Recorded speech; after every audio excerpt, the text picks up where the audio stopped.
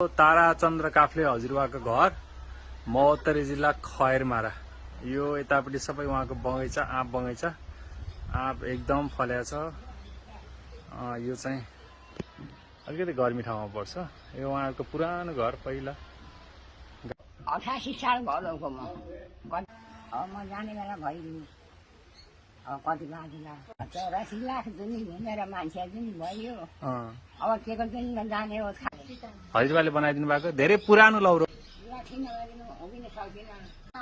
यो लट्ठी 10 वर्ष पुरानो भएछ।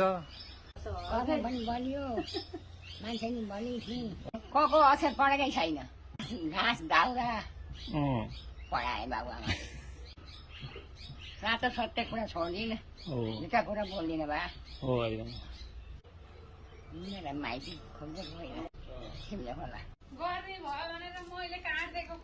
देह बिचारा गरीको सारा लौरो भो परसर्नु सारा केश फुलेका दाँत झरेका सब छन् आशै तर्फ गिरेका सज्जन सङ्गतितिर मन देऊ दुखी जनका दुःख हरिदेऊ भज नारायण भज नारायण भज नारायण सज्जन।